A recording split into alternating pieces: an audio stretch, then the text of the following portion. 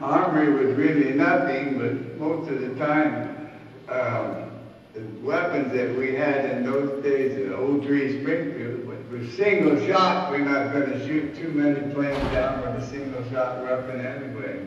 But those that had ACAC guns and other type of weapons, they were firing away myriads of guns, and bullets were going up in the air from all areas. So it really had nothing to do with the little Springfield rifle that we was firing with. Was not going to kill anybody anyway. Just as a quick follow-up to that, were the weapons on the ships and on the ground, sort of the emplacements there, were they modern, or were a lot of them sort of holdovers from World War I and or other earlier conflicts? I'm on for the time, honestly. I would say the anti-aircraft guns were probably the same variety or model that they had for World War I. And we had three. Go ahead. I was just wondering. Obviously, there were a lot of deaths with Pearl Harbor, but did you know anyone who was on USS Arizona or Oklahoma?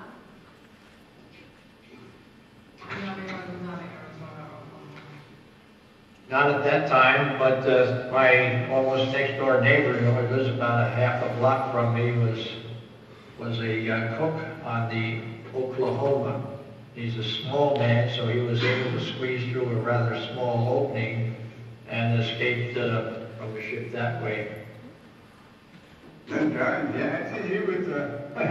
He was a chief mess sergeant, actually, going to call him a mess sergeant on the battle wagon, which the mess was just one deck down from the main deck, but he told us that he had to swim for almost an hour because somehow the hatch had gotten locked and he couldn't get out before he found a way to get out of the ship.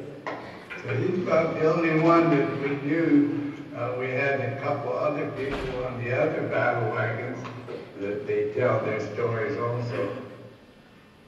My next question was, what was your first reaction when you learned that World War II was over? Like, where were you stationed, and did you cry, or did you laugh, or were you just totally overwhelmed?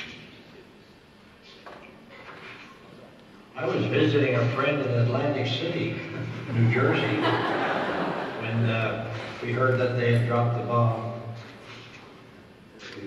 I was on the USS Benign, and we were actually on it was an auxiliary general ship that went here and there. We were just coming back from Canton Island, which is where Bob was stationed at one time, down about the area, middle of the ocean there. And when we got back, the man came down from the bridge and suddenly he said, "Oh, the war is over." And I think we said, "Hooray!" And that's about all we said. This is 15 August of 45. Hi, I'm Dan McCluskey, and I was just wondering, how do you guys feel about Japan today? Do you have any forward thoughts about them, or is it just back when the attack happened?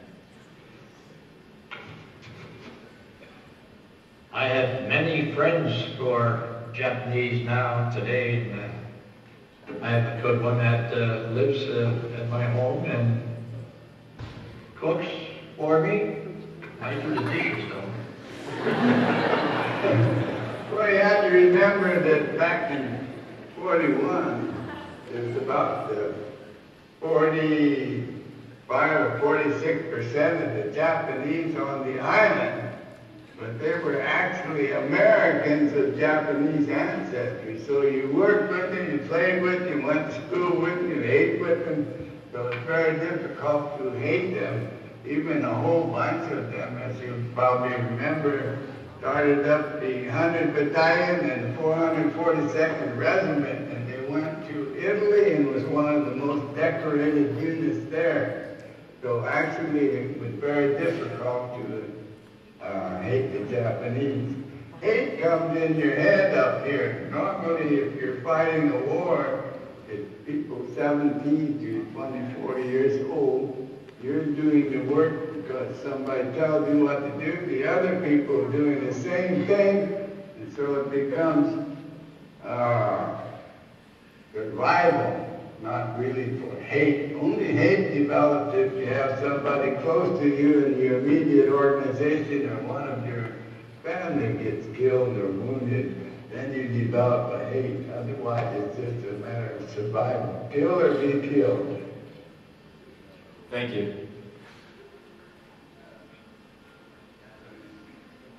Hi, I'm Matt Shitoy, and I was wondering how you feel about the atomic bombings of Japan, and if you feel as though that was the right decision to make during that time of the war.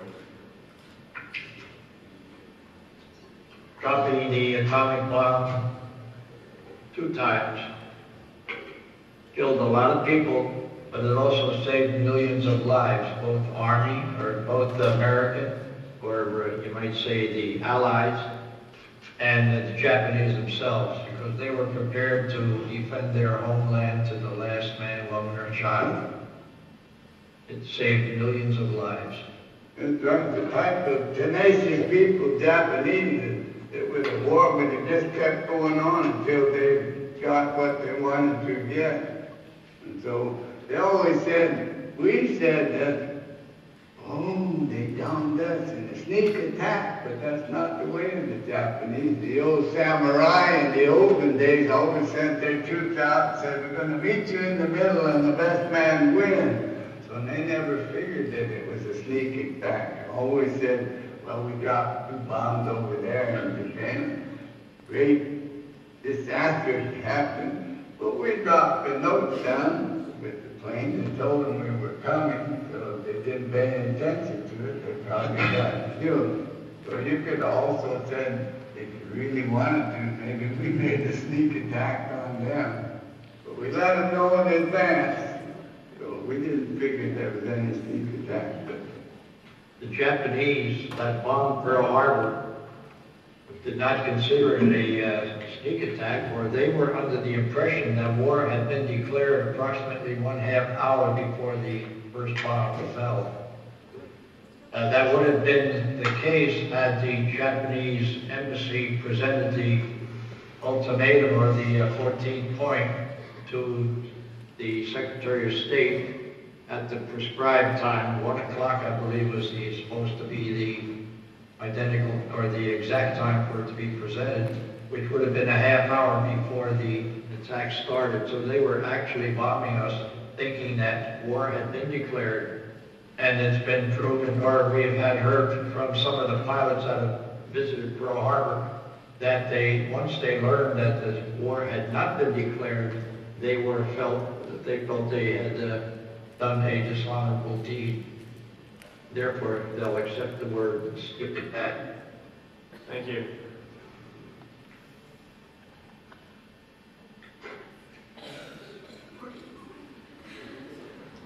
Hi, I'm Sujin Lee. What effect, if any, did the Japanese propaganda have on you during the war? And if you heard it, what was Tokyo Roads like? While I was on Canton Island, which was just about 600 miles due east of the Japanese-held Gilbert and Marshall Islands, each time we were bombed, Tokyo Rose the next day said that we had been decimated, or rather destroyed. But just like the phoenix in mythology, we arose from the ashes to fight another day. So we had that about the 8 months I was there. We had about 8 attacks. They come in at midnight. We follow them in on radar from 150 miles out. Then follow them right back toward the Gilbert Marshall for another 150 miles. Our so-called air defenses were they were Bel Air Cobra P-39s. They were not night fighters. So we had to get them off the ground to keep them from being damaged or destroyed. So Tokyo Rose was something else. So we had been eliminated 8 times, but I'm still here. that's right. Well, Tokyo Road was psychological anyway, actually. A lot of us waited to see what she was going to say. And it was just sort of an act of amusement. Didn't really affect us too much. I think the same time in Europe they had Lord Haw-Haw, something like that. It was, they're very